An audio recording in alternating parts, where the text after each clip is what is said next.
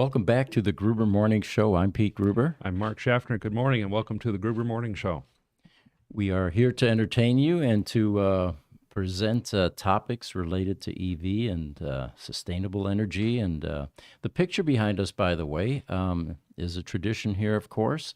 This was one from Sedona, Oak Creek Canyon in Sedona. There's a bridge there. And it's just a beautiful area of the world. It's red rock country, and it's, in my opinion, prettier than the Grand Canyon, which is the reason that most tourists come here.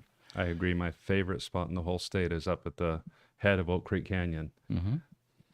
So yesterday we had our Tesla Roadster podcast at 4 o'clock, and we invited a number of Roadster owners to join. Many of them did. And we had a very special guest, Jamison Cummings, who was the first Tesla technician ever, employee 195. And when he came into the company, they had never had a mechanic working there before. Lots of engineers and, research and development type people and production people. So Jamison told a number of stories. Again, we've had him on our podcast once before. He spent time in the UK at Hethel, UK, where the Roadster was really birthed, and gave a lot of history and stories about the early evolution of Tesla. He was also involved in the Model S project very early on, and helped develop their service delivery system.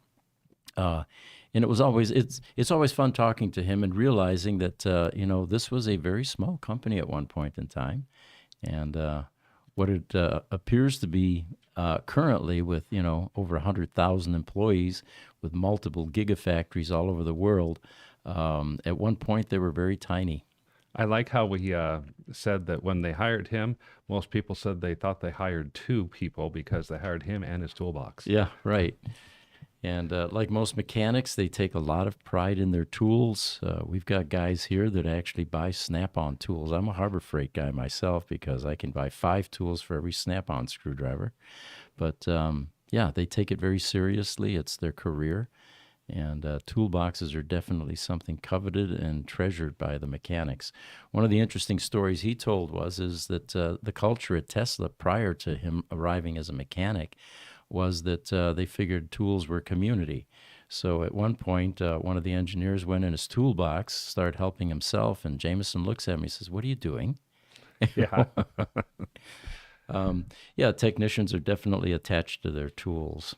Well, and he had a lot of good nuggets, not only on the Roadster and some of the early Roadster builds, but some really good nuggets on the very early Model S builds that took place. So we encourage everyone to take a look and see what was said yesterday on our Roadster podcast. It's on our YouTube channel, by the way, under the live section, and it's gaining some traction, so it looks like the content was solid, and people are enjoying it. Got some good comments out there, brewing and evolving. We'll also have some clips coming from it as well if you want to watch it in shorter pieces. Mm-hmm.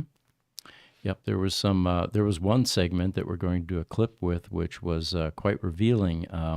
There are lots of questions about why were there panel gaps in the early Tesla Model S. And in this podcast yesterday, Jamison described what was really going on behind the scenes that created that.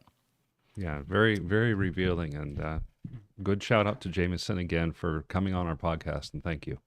So again, if you have questions, send them our way. Let us know where you're coming in from. People like to see the various parts of the globe that people are watching our podcast, and we'll try to answer all of the questions as they come in.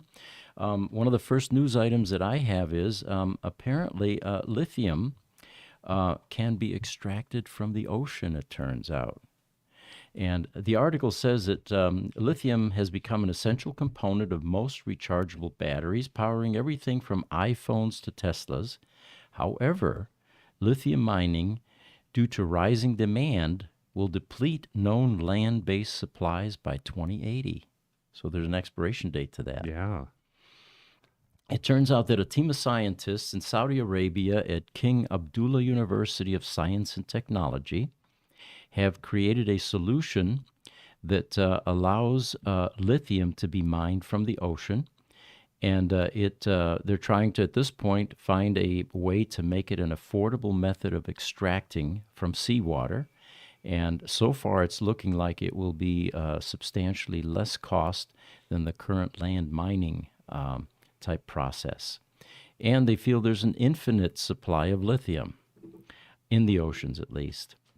The land-based lithium mining is incredibly damaging to the environment, and it wastes huge amounts of water, up to 500,000 gallons of water per ton of lithium extracted. So it sounds like a very worthwhile goal. They say that seawater contains 5,000 times the amount of lithium found on land, but only in very low concentrations, which has made previous attempts to extract very difficult or ineffective. So the technology behind what they discovered or found was they're taking a unique approach to mining from seawater by an electromechanical cell. And the technical term for it is it contains ceramic membrane made from lithium lanthanum titanium oxide, LLTO for short. We don't want to say that too many times. It sounds like a mouthful, but if you can think of it as a simple mesh that filters lithium. And the cell's crystalline structure has tiny pores. So what happens is the rest of the ions, the bigger metal ions, are blocked, and only lithium is trapped. And then what they do is they continue to run the seawater through that same membrane to increase the concentration of lithium to a point at which it can then be recovered or mined. At this point, it is not economical yet, but so it can't replace lithium land-based mining yet. But they are working on making this more cost-effective than doing land mining. Pete, I've got a question on that one for you. So are they saying they can pull lithium straight from seawater or from the bed, like where lithium is, under the seabed? So this is going to be coming straight from the seawater itself, not from the bed of the sea. Right. It's like filtering seawater and extracting the right, kind of like a reverse osmosis. It's very selective what it lets through or retains in this case. Yeah, because this is because lithium is a salt. It's just like it's table salt. desalination. Yeah. Yeah, it's a type of desalination process that we're talking about here, and it's revolutionary. But to me, I'm not surprised. Mm-hmm. If you look back at history, you see this type of thing that has occurred in the past. In the early 1800s, aluminum was known as an ore that was hard to extract and very difficult to put into pure form. As a result, aluminum was the most valuable metal in the world, more valuable than gold or more valuable than silver. In fact, Napoleon was known to have taken much of the aluminum reserves in France and converted them to cutlery so that he and his most honored guests, when they had their meals, they would use aluminum forks and knives. And all of the rest of the nobility was relegated to simply using the solid gold stuff. Forget about the pots and pans now. It would have been way too expensive, right? Oh, absolutely, absolutely. And even going back to the 1870s, the Washington Monument was capped with a piece of aluminum because it was considered the most precious of all metals, and they wanted to have something super valuable on top of the monument. Interesting. Yet you go forward just a few years later after that, a method to cheaply extract aluminum from ore was found, and now you have aluminum foil and you have aluminum beer cans and all kinds of stuff. I'm sure the same thing will eventually be happening to lithium. Mm-hmm. Fascinating. If it'll ever happen to gold, that would be interesting too. Yeah, that would be interesting. All right, so it looks like we've got a question. YouTube, welcome back. Bion Danish Genome Institute. He says, good morning again from Aarhus, Denmark. I think Musk aired that seawater lithium idea a year or two ago. Yeah, Elon does tend to be ahead of the curve at times, doesn't he? He does, and I wouldn't be surprised. I had not heard that from him yet, but I totally would believe it. What I was a little surprised on with this article was that the Saudi Arabians, who are so well known for all of their desalination plants, um, haven't talked about taking that concentrated salt water, that brine as it were, and seeing if they can extract the lithium out of that. That might even be a more economical way to go than just going out of straight seawater, and more and better for the environment, because that brine is considered to be harmful as well. Sure. So they would recover what what they're extracting to create water, and it would, be far more environmentally friendly in that fashion.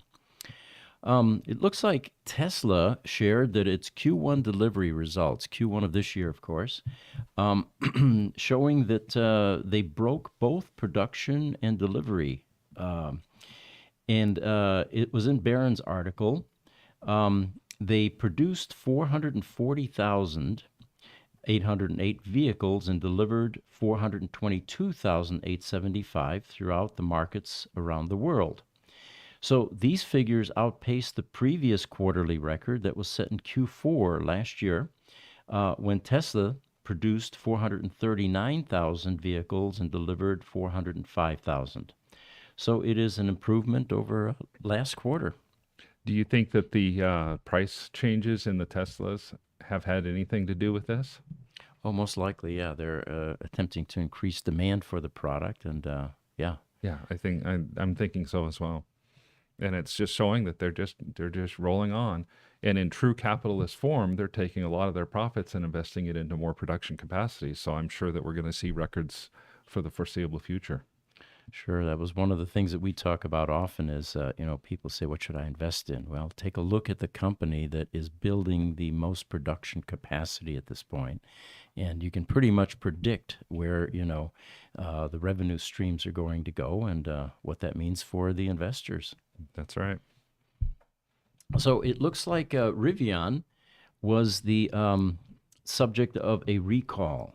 And this is not one of those recalls where you can do an over-the-air update and, assimilate it less painfully. Unfortunately, in this case, just over 5,000 R1S SUVs are going to have to go to service centers. And it has to do with a backup light that doesn't meet federal requirements for visibility. Now, we were talking earlier about there, of course, is an official statement made by Rivian. Of course, we'll take care of it, and we'll schedule you into service centers and on and on. But I thought what we might do is play this out a bit. What really took place behind closed doors once Rivian found out about this federal mandate that they got hit with for a massive recall like this? I could see the picture right now. A group of engineers, the lead engineers for Rivian, are talking to the federal investigators, and they're saying, okay, guys, the lights are there. They work. We've got backup sounds. We have a car that has a safety feature that if somebody comes behind it, it automatically stops. So what else do you want? Right. And this has to do with the two lights at one angle are not completely visible. Both of them aren't visible to the pedestrian or whoever is behind the vehicle.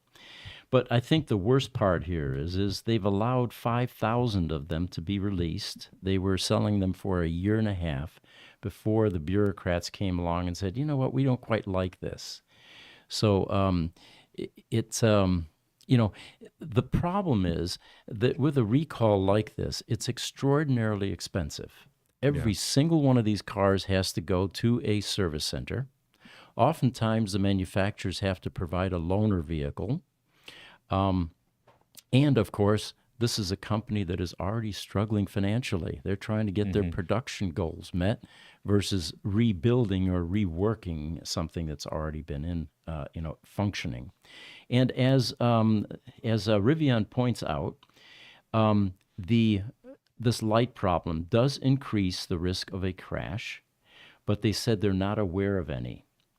And they do have, like you had pointed out, the pedestrian warning sound when reversing and sensors inside the vehicle that tell the driver, hey, there's somebody behind you. Right.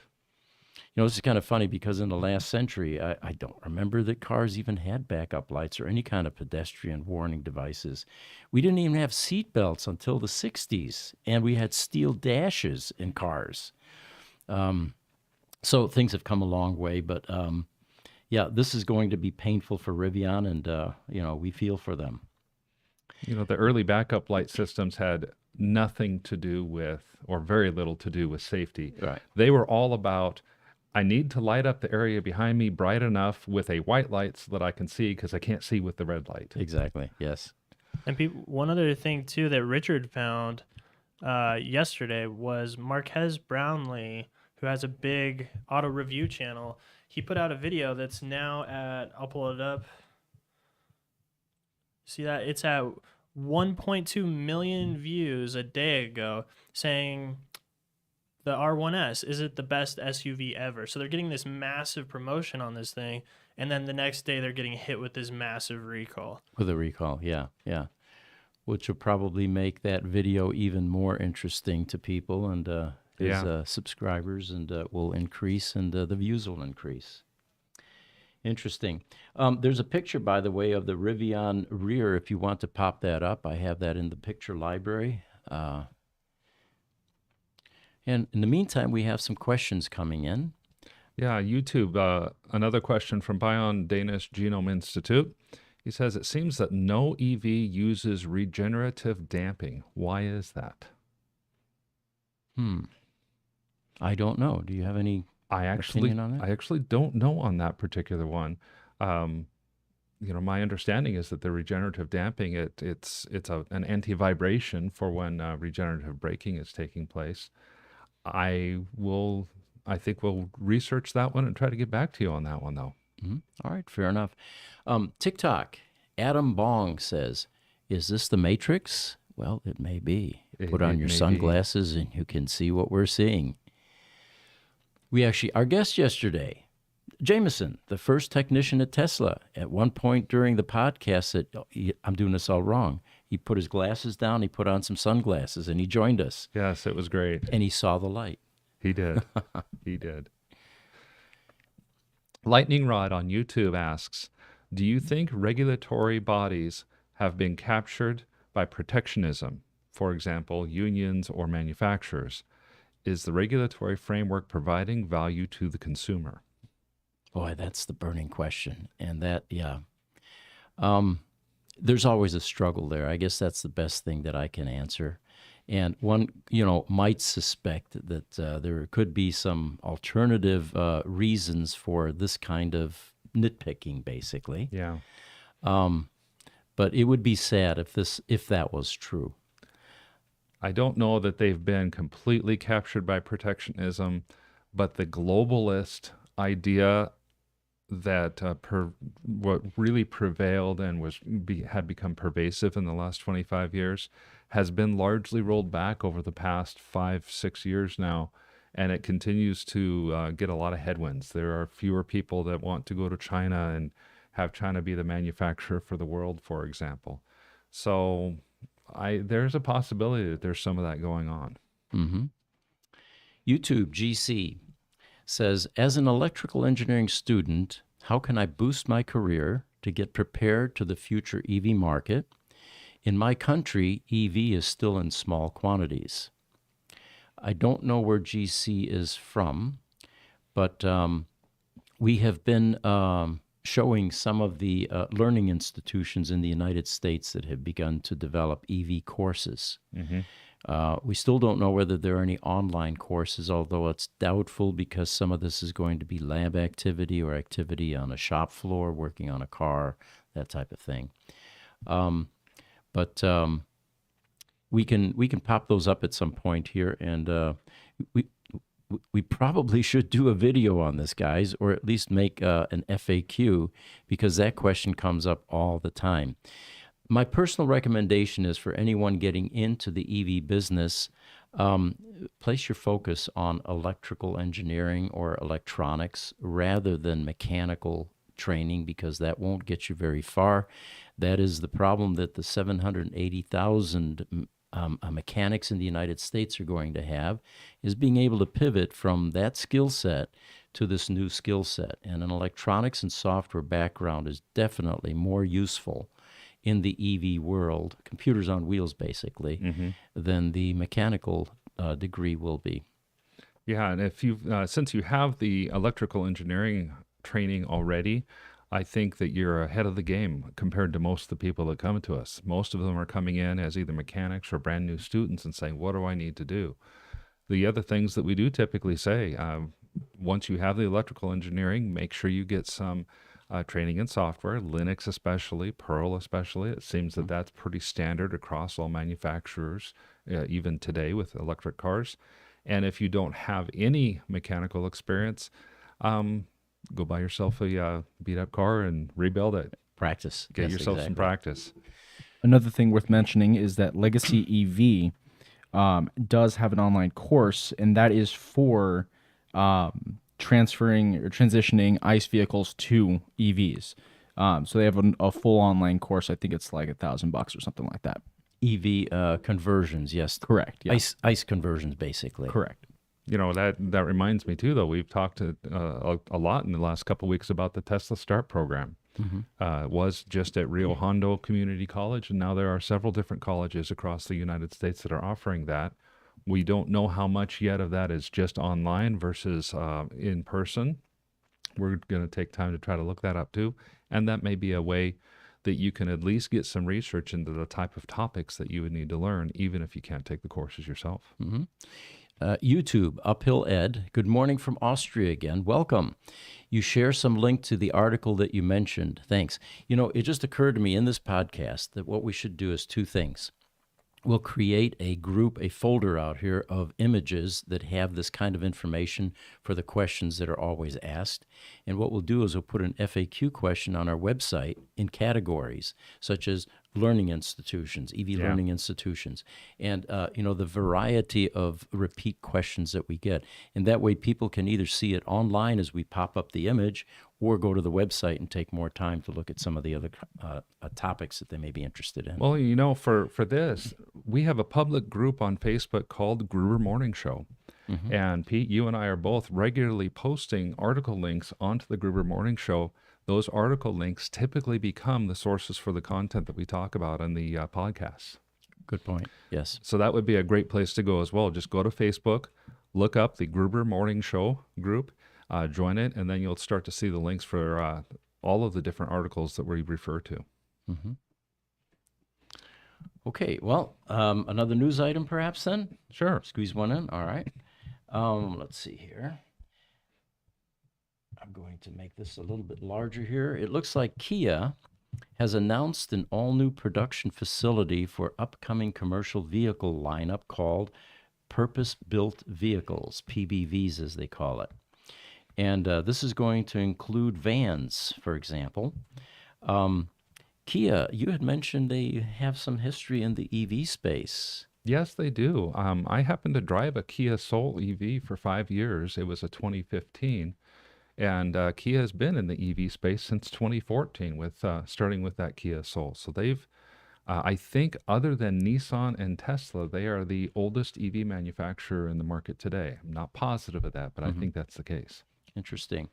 Unlike Toyota, of course, which the last article said is kicking and screaming, trying to get into the EV world. But I don't think we covered this in the last podcast. You had mentioned that the old CEO was not really that keen on EV technology, in fact, even playing with hydrogen. But the new CEO coming in now apparently has reversed that a bit. Do you have any of those statistics still? I do. The new CEO is Koji Sato, and in his very first press release, he changed the direction of the company and made news like what we're talking about. He doesn't have real concrete steps as of yet as to what Toyota's overall strategy is going to look like, but he did say they're going to push multiple paths toward carbon neutrality over the next 25 years, and that electric vehicles, while just one path, is going to be the leading path toward moving them to carbon neutrality. They're going to take the same type of approach that Tesla took. They're, in Toyota's case, they're going to start with their Lexus brand and make electrify their luxury segment first, and then they'll move down into the more commercially less expensive vehicles. You know what's odd about all that is that they have a rich history in the beginnings with the Toyota Prius, Yes. getting into hybrids, incorporating an electrical vehicle, integrating that into an ICE vehicle. That's what got me personally into electric vehicles. We bought a Toyota Prius around 2000 or so, I think it was, and it was a paradigm shift. Just the notion of being able to propel a car with an electric motor, even for short distances like the Prius allowed. It was about a mile and it was under 30 miles. But Sure. that's what really got me thinking about this whole concept of going battery electric vehicle 100%. And that's what motivated me to finally get the Roadster after the Prius, I didn't know that. Yeah, the battery got old and we thought, it's time to replace this car because we didn't want to face that $5,000 to $6,000 battery replacement that was coming up. I love the concept of the Prius back in the early 2000s, but in my opinion, that was probably the ugliest car known to mankind. That's for sure, yes. But every time you went to the gas station, you realize you got 50 miles to the gallon when everybody else was well below that. And That's right. I'm going to pull up the image of the Kia vans. Okay. And then also, real quick, I also wanted to show you guys this.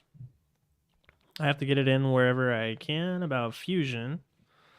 For desalination, a lot of people believe that fusion is going to completely reshape desalination projects, and it's really needed a lot of energy in order to power desalination plants and programs.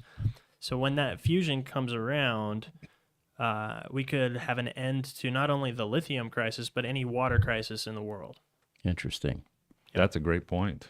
Fusion is the future. Exciting new technology to think about.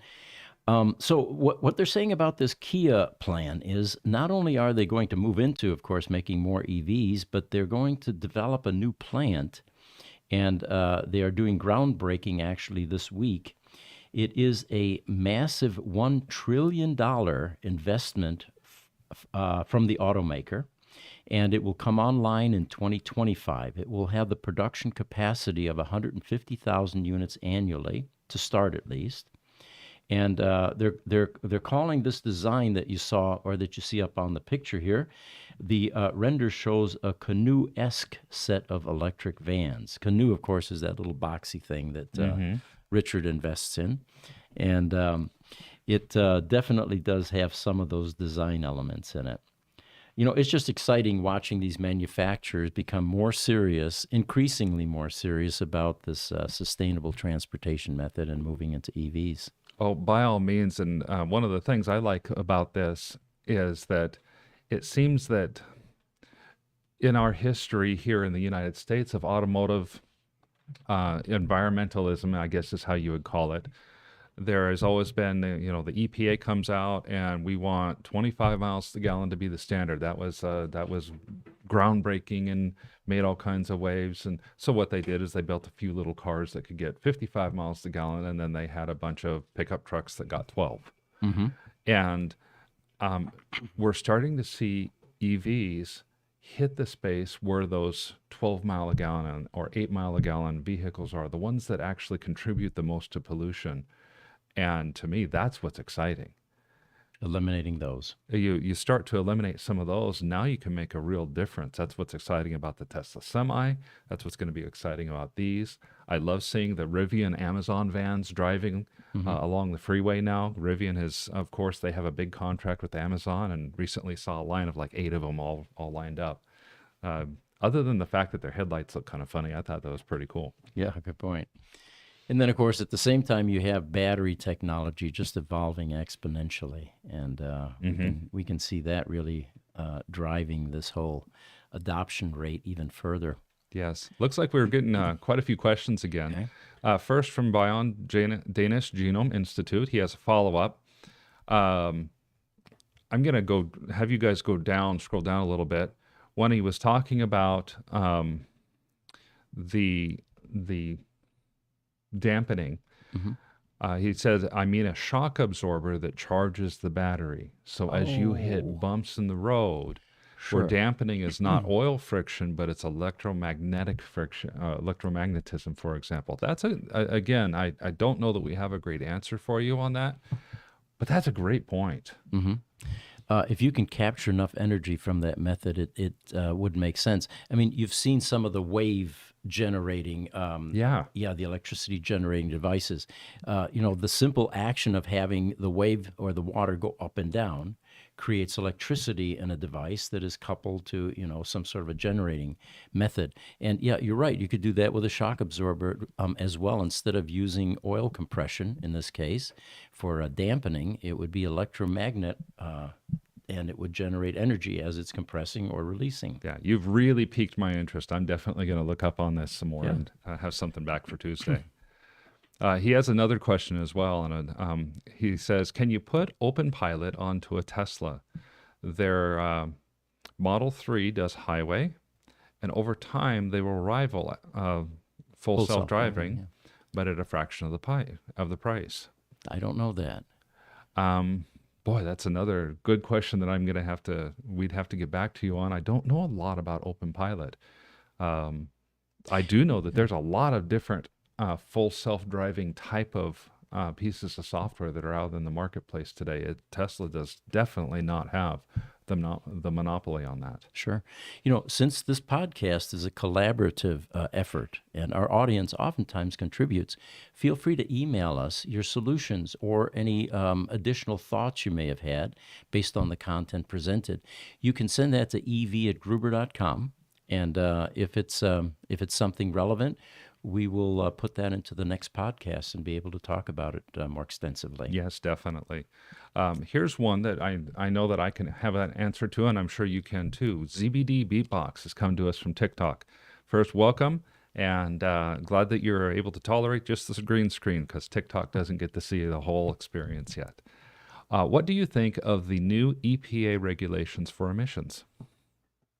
We actually had that in our last podcast as an item, and I don't think I have the details. Do you remember much about that? I remember some of the details, and it was the main piece of that is that the EPA regulations were going to force EV sales to be somewhere between 55 and 65% of our cars, because the average miles per gallon, or average emissions actually, and they're getting away from miles per gallon now and going to what's coming out of the car, is being lowered to a point that it's simply going to force EV sales. And if I remember right, my comment on that last time was that EV adoption rates are going up pretty quickly right now, and I think this is a government push to just keep things going. I don't think it's going to be revolutionary, although a lot of our automotive companies are going into this kicking and screaming. And I think the date that was set, at least the first date, was 2030, so it was pretty aggressive, and that was above that 50% threshold, I believe. That's right. That's right. So what do we think about it? I think it's a great idea. Will the manufacturers be able to manage that statistic? I think you had mentioned that you thought based on their trajectory, this is quite doable. Yeah, I think it is quite doable. And if another administration comes in 2 years and tries to roll back a bunch of these, you're actually, I think, going to get some kicking and screaming in the other direction from the automotive industry, because by that point, there'll be so much momentum moving forward toward this that they won't like to have that change in direction again. And it looks like YouTube, Lester Marshall chimed in, and he says lithium, magnesium, gold, silver. They are all sorts of metals that can be extracted from seawater. It brings up an interesting point. What if this lithium extraction method is able to now cross over into some of these other precious metals, and it would change the monetary systems in the world, I think, if we were suddenly able to get some of these really precious metals way down in cost. I think it would too. And Lester, that's a great point that you've made. GZ on YouTube has asked us, is it true that sodium batteries may be the future leading batteries? In short, I think there's a possibility. Sodium is not as energy dense as lithium. That's going to be the big knock on sodium in the future. but sodium already is so much less costly than lithium. If lithium can come down in cost due to something like what we've been talking about today, it will change that equation quite a bit. But I think there's always going to be a place for sodium batteries or even potassium batteries, possibly. Mm-hmm. And the final opinion that at least I have is we're talking about DC energy storage in battery methods and a variety of different chemistries. But let's not forget that that whole concept may go away as we get we no longer need to store energy because we have devices like fusion that are energy generators that are more than capable of propelling a car. By all means, and solar continues to grow and quickly. If some of the solar technology that's rumored out there ever comes to fruition or even close to fruition, you're going to see solar energy capture go up tenfold or 100-fold. And then you'll see cars that are able to keep a small battery, maybe half the size or a quarter of the size of what it has right now, while at the same time having hundreds of miles of range. Mm-hmm. All right, guys, just so you know, we are at 40 minutes and we have a lot flowing in question-wise. All right, let's take another question then. YouTube, Uphill Ed, from Austria again. He has a technical question. And he says, in a Tesla Model S battery pack, each cell is connected with a thin bond. How much is the cross-section in millimeters squared, and how high is the maximum current on? I think what you're talking about here is the little fusible link wires. And off the top of my head, I don't remember what the gauge of those wires were. It's pretty impressive, actually, because when you look at 6,831 cells in a Roadster, for example, and you have twice as many bonding wires, you kind of get an idea how many of these little fusible links there are. And it's impressive that this thing can handle, hundreds of amperes of DC energy at 400 volts. Right. Off the top of my head, I don't have those statistics handy, but we can certainly research that. Having seen some of those little tiny wires, I would think that they're probably as small as 30 gauge wires as well. Would that be true? That would be about right, yeah. We used to use 30 gauge wire in wire wrapping backplanes on mainframe computers.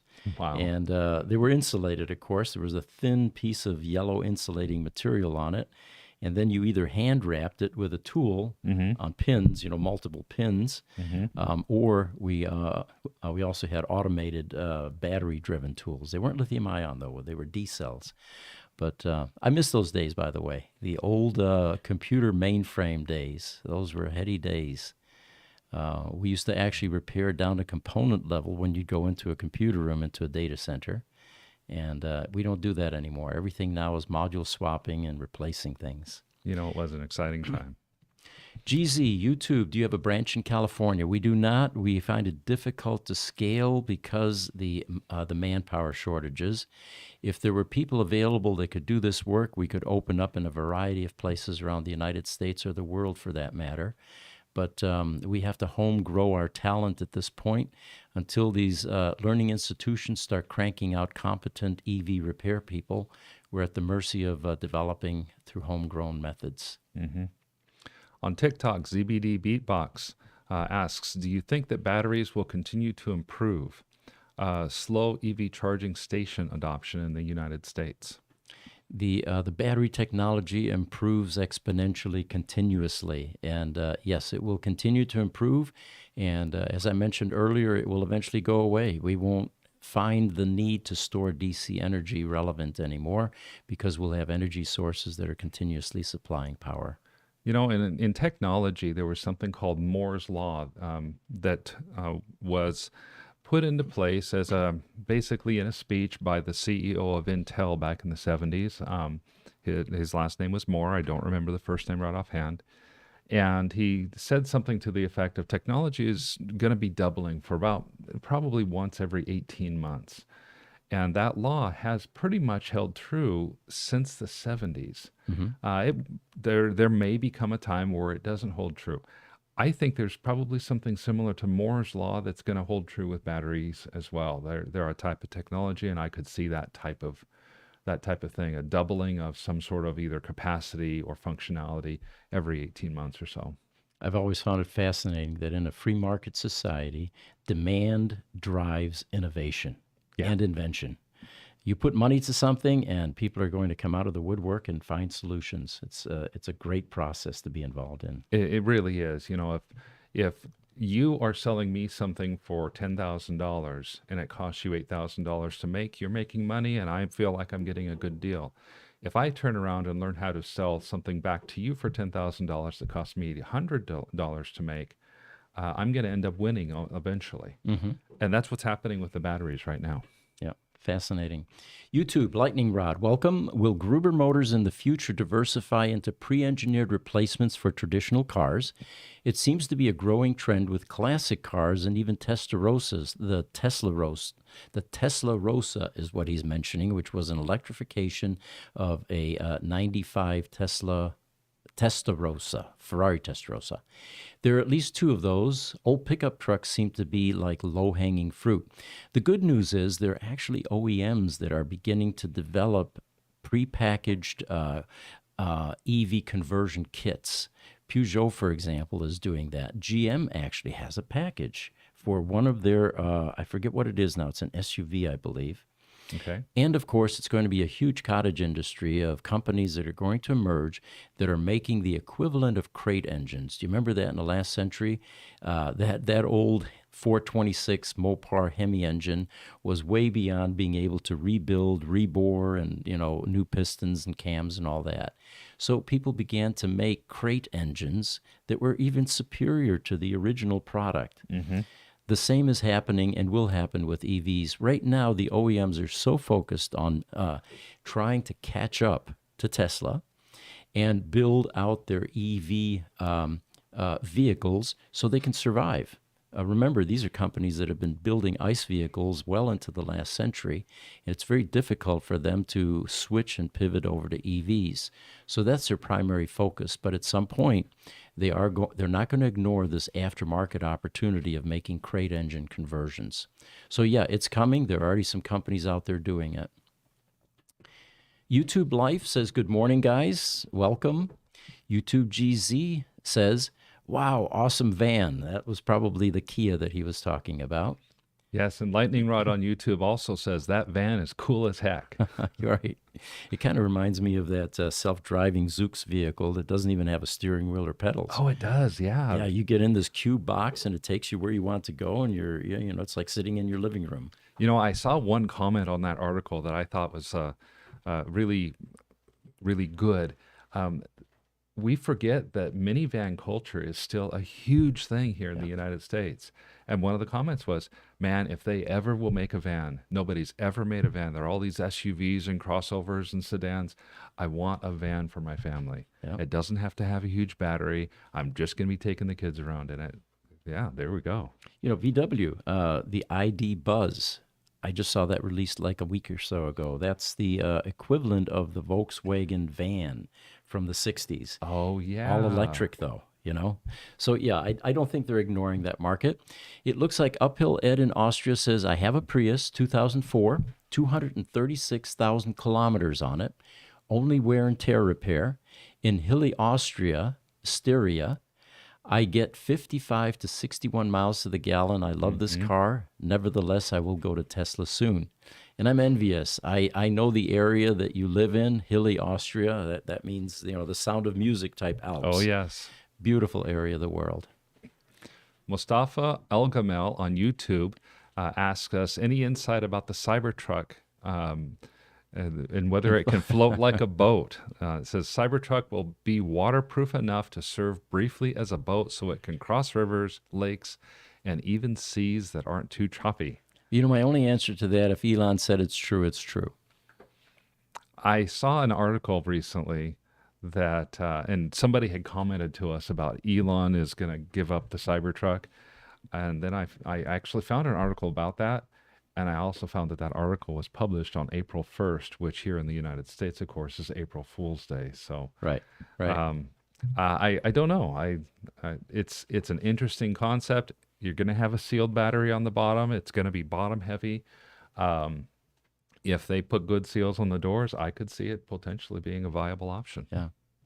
Now, here's an interesting comment. If you strangle technology, like batteries, for 100 years, try not to be surprised at the rate of improvement that occurs when unleashed. Batteries with the power of the sun. Want to buy one, he says? Lightning Rod makes such a good point because there was, in the early automotive history, it was a touch and go as to whether or not cars were going to be combustion engine or whether they were going to be electric. Mm-hmm.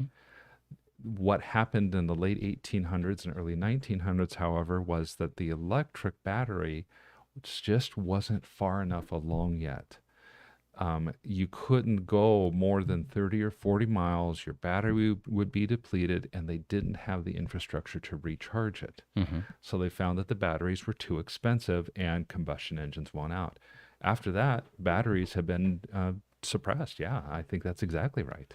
And there's one other element to what you just said, which was that EVs may have survived unless Bendix came along and developed the automatic starter.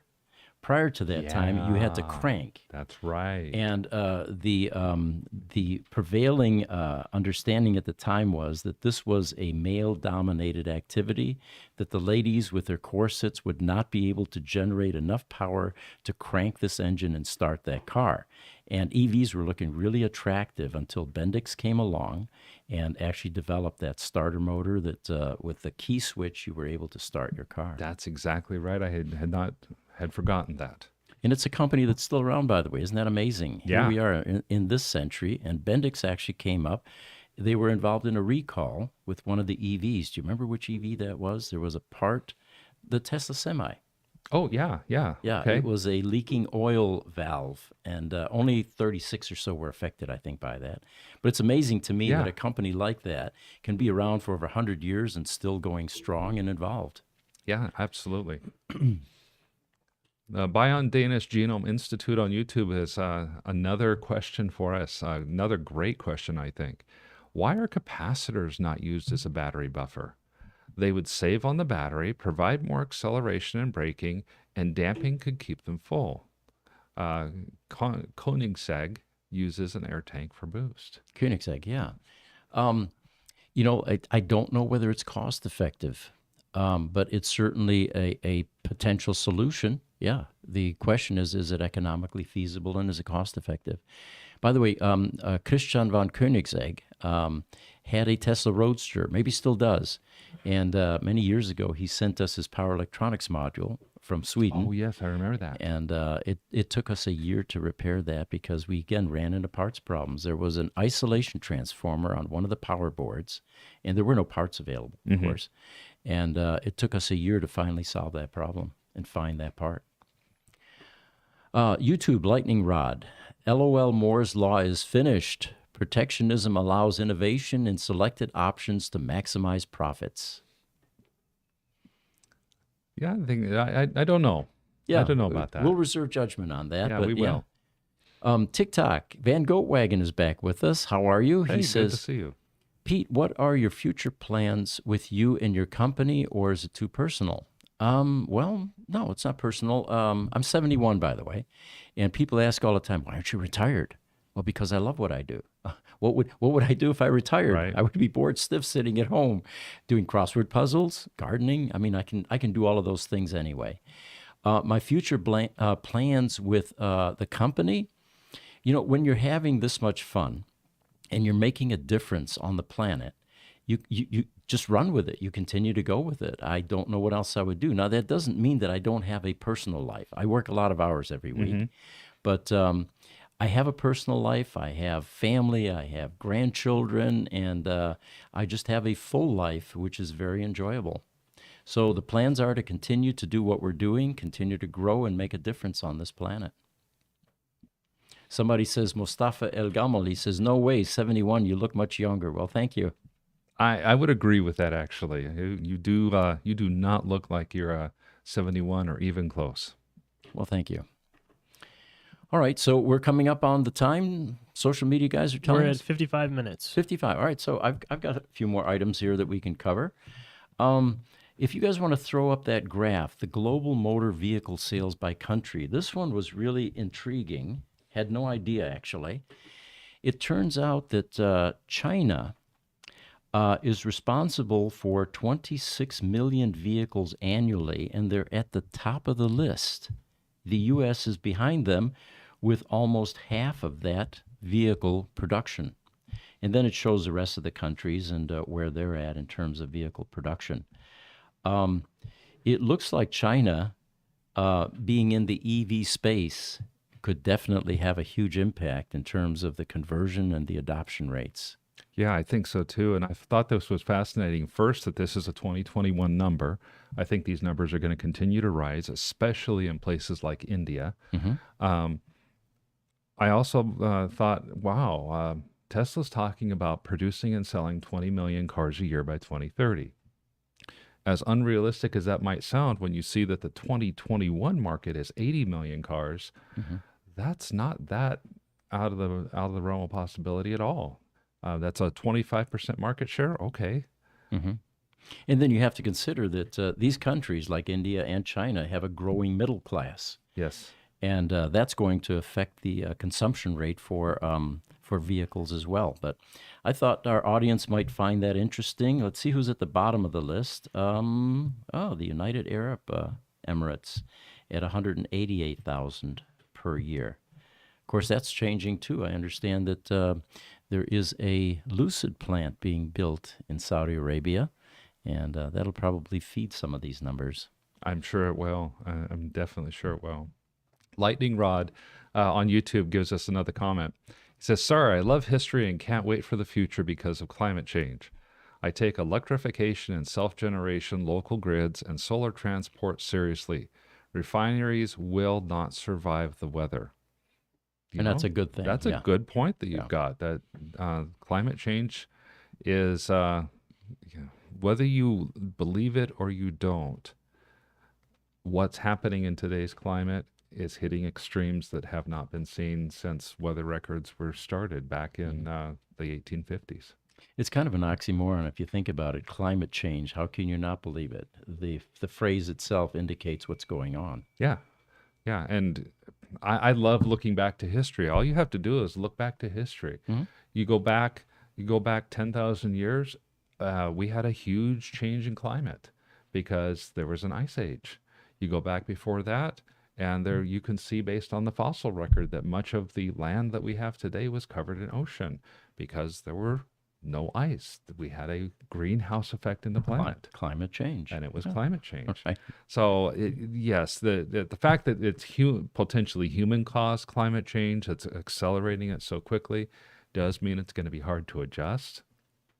But I can't say that it's not necessarily a natural thing. It's just an accelerated thing. Right. YouTube, Grace Hopper's Crunch. And regarding regenerative dampening, related to shock absorbers versus braking.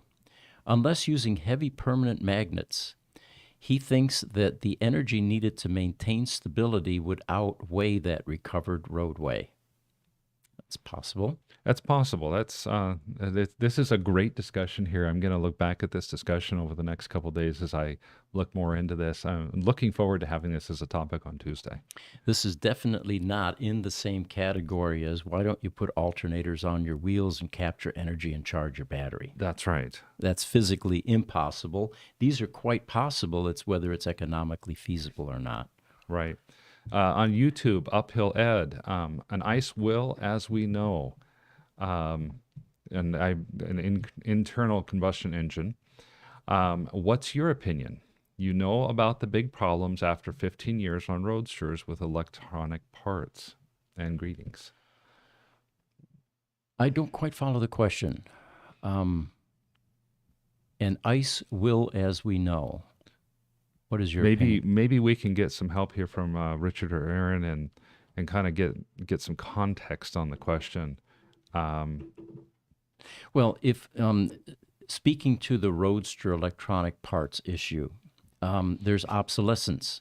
We spoke about that yesterday, actually, with the first Tesla technician. And it's inevitable. Manufacturers that are making semiconductors are not going to continue to make old technology product. There's no market for it for them. As the technology improves, the designers are using the new parameters and specifications, and they're developing products that are better than the original products and discarding the components that were used in the inferior older product. The problem you have is when you have a fixed device like a Tesla Roadster, or in the world of production, if you have a production line that has old computers, and it's extraordinarily costly to change that because of the software investment, custom software investment that was made. That was one of the things that one of our neighbors here was successful with, was recreating or replacing old technology products with new technology, but then emulating the low performance of the old product, like tape drives, for example. Right. Using memory sticks instead, but slowing it way down. Disk drives, the same thing. It's definitely a problem in that if you have a small quantity of product like a Tesla Roadster, no one in aftermarket is going to make an investment to recreate boards or do software investment to upgrade and improve the product. So you're faced typically, like we are, with attempting to keep things running, keep the old parts running, try to find the old obsolete parts or the low-performing parts, and that's becoming increasingly more difficult. When we find that DigiKey and Mauser and some of these semiconductor supply places no longer have a part, we then scour the globe for the other distributors, the smaller distributors, to see if we can find anybody that's got new out-of-stock product on the shelf somewhere. And oftentimes they're glad to get rid of it because it hasn't moved in years. Right. Other times they realize what your problem is, and they jack the price way up because they know they can. They know they have no competition, basically.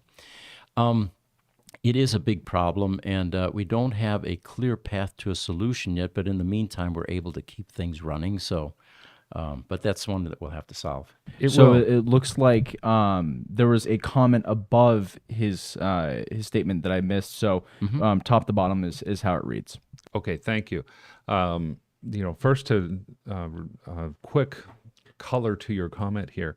You made a great point about supply and demand. Roadsters, there were 2,500 of them ever made. We know that they're not in this iteration or this generation ever going to be made again. Where are we at on Model 3s? We're at, how many millions of Model 3s have been made? Same thing with the Model Y, same thing with the Model S, hundreds of thousands of Model S's. Other EV makers are working the same way. That's going to largely change the dynamic about these parts that need to go into these cars, because if you have a market of 3 million cars or 12 million cars, if they have common parts between different cars, you're going to have manufacturers that are more willing to continue to invest to make those parts over time. And improve the parts. This is part of the problem with the Roadster. You take the DC to DC converter. It's highly custom. Right. A bunch of potting compound. But with 2,000 customers, no one is willing to invest the hundreds of thousands of dollars or millions to recreate that part, because you'll never see your return on investment on that part. Exactly. But if you have millions of cars, then they probably will. It's a no-brainer, yes. So here's what Uphill Ed's full question. Thank you for the friendly response. Another theme. I am pro-electric car, but I'm sad because a famous car like the Tesla Roadster or other in the future will not survive functionally for, let's say, 60 years. An ICE will, as we know. So what's your opinion? Well, the Roadster, for example, the tipping point for the Roadster continued support is going to be the increase in value for the car. If it goes the way that the old Italian exotics went, for example, Ferrari, Lamborghini, where these cars are now worth over $1 million, that will bring those of us out here in the aftermarket space into play again, in that we can afford to remake these parts. The question is going to be, can we survive a potential dip? The instant the Roadster becomes unserviceable, and if it affects the valuation of the cars, then we're in trouble. These things are going to the junkyard. Right. They're going to the scrapper. If, however, we can continue to see an increase and in the valuation of these cars, at some point in time, our spreadsheet's going to say, okay, now it makes sense for you to spend $400,000 to recreate that DC to DC converter. Right. We haven't reached that point yet. At this point, we're still scrambling and fighting for parts, trying to keep these things running. Trucker Alistair is back on YouTube. Good Welcome. morning. Matrix agents wear their sunglasses at night. We do indeed, Trucker. And I hope you have yours on too. TikTok, Wilcox87, there's someone else that has joined us before. When will the Tesla Semi actually be used by industry to commercially haul freight? It already is, Wilcox87. Frito-Lay has 36 of them, I think, buzzing around California. So, yeah. Another company I just saw, in fact, PepsiCo. PepsiCo, exactly. Yes. Do you remember how many that they have in play now? I believe 21. Yeah, I believe it's another 21 that were 21. just delivered to PepsiCo, and these are going to be again in California, pretty much limited, but they're going to be hauling soda back and forth from their distribution center. A tiny little recall on the first 36 or so that were released. We talked about it, the Bendix brake valve issue. Nothing major though, and hopefully that there won't be any major recalls, and it'll be done over the air when it or if there are any. YouTube, Lightning Rod. Welcome back, Lightning Rod. He says, yes, the coach business is back, baby. YouTube, Lightning Rod again. He says, a no-brainer. I'm in. So it looks like we're going to be wrapping up here. We will, of course, we do these twice a week. Tuesday mornings and Tuesday, Wednesday, and Thursday. Tuesday and Thursday at 10 a.m. in the morning is our broad EV segment, like what you saw this morning. Wednesday at 4 o'clock is the Tesla Roadster specific podcast, and anyone can join, but it's going to be more related to Tesla Roadsters. We'll have guests from time to time in the Roadster community like we did yesterday, and it's always a fun time because you get to hear about Tesla history or Tesla vehicles and what the migration was like, and we don't just talk about Tesla in all cases. So join us. It's collaborative. We like your inputs. Yeah, thank you guys so much. We encourage you to listen to us after the podcast. You can get to us on Spotify. You can get to us on YouTube. You can get to us on Facebook. And if you have questions in between times, we love to go ahead and do the research, find the answers to those questions. And you could even, if we get enough of them, we'll even start off the podcast with some answers to questions that have been asked. Just send your questions to ev@gruber.com. Excellent. So I think we've had a good session today, and we thank you for joining us, and maybe we'll see you Tuesday next week at 10 Mountain Standard Time again then. Thank you, and have a great day. Take care.